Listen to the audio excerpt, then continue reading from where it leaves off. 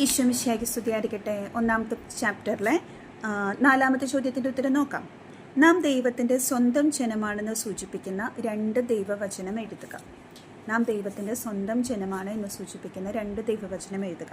Page number 13 സഭ ദൈവത്തിൻ്റെ തിരഞ്ഞെടുക്കപ്പെട്ട ജനം എന്ന് പറയുന്ന ആ പാരഗ്രാഫിൽ നമുക്ക് 2 വചനം, ആ 2 വചനം നമുക്ക് ബൈ ഹാർട്ട് ചെയ്യാം കേട്ടോ. ആദ്യത്തെ വചനം എഫേസോസുകാർക്ക് എഴുതിയ ലേഖനത്തിൽ നിന്ന്, പൗലോസ്ലീഹ എഫേസോസുകാർക്ക് എഴുതിയ ലേഖനം 1-ാം അധ്യായം 4-5 വചനങ്ങളാണ്. വായിക്കട്ടെ. തൻ്റെ മുൻപാകെ സ്നേഹത്തിൽ പരിശുദ്ധരും നിഷ്കളങ്കരുമായിരിക്കാൻ ലോകസ്ഥാപനത്തിന് മുൻപ് തന്നെ അവിടുന്ന് നമ്മെ ക്രിസ്തുവിൽ തിരഞ്ഞെടുത്തു.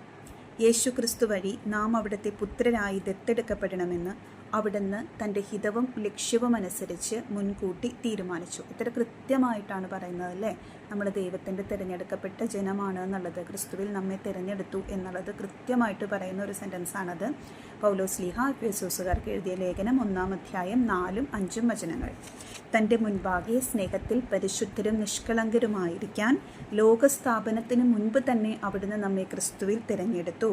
യേശു ക്രിസ്തു വഴി നാം അവിടുത്തെ പുത്രരായി ദത്തെടുക്കപ്പെടണമെന്ന് അവിടുന്ന് തൻ്റെ ഹിതവും ലക്ഷ്യവും അനുസരിച്ച് മുൻകൂട്ടി തീരുമാനിച്ചു. ഒരു വചനം. 2ാമത്തെ വചനം ഏതാണെന്നറിയാവോ? 1 പത്രോസ് 2:9. 1 പത്രോസ് 2-ാം അധ്യായം 9-ാം വാക്യം. നിങ്ങൾ തിരഞ്ഞെടുക്കപ്പെട്ട വംശവും രാജകീയ പുരോഹിത ഗണവും വിശുദ്ധ ജനതയും ദൈവത്തിൻ്റെ സ്വന്തം ജനവുമാണ്. പത്രോസ്ലീഹയാണ് നമ്മളെ അങ്ങനെ പഠിപ്പിക്കുന്നത്. 1 പത്രോസ് 2:9. നിങ്ങൾ തിരഞ്ഞെടുക്കപ്പെട്ട വംശവും രാജകീയ പുരോഹിത ഗണവും വിശുദ്ധ ജനതയും ദൈവത്തിൻ്റെ സ്വന്തം ജനവുമാണ്. അപ്പം നമുക്ക് ശരിക്കും പറഞ്ഞാൽ അഭിമാനിക്കാനായിട്ട് എന്തെല്ലാം കാര്യങ്ങളാണുള്ളതല്ലേ. നമ്മൾ നിസ്സാരക്കാരല്ല. നമ്മൾ എങ്ങനെയുള്ളവരാണെന്ന് പറയുന്നത്?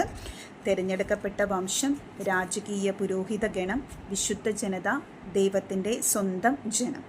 ഓക്കെ, അപ്പോൾ ഈ 2 വചനവും ബൈഹാർട്ട് ചെയ്യുക. 1 പത്രോസ് 2:9, എഫേസോസുകാർക്ക് എഴുതിയ ലേഖനം 1-ാം അധ്യായം 4-5 വചനങ്ങൾ. Okay, God bless you.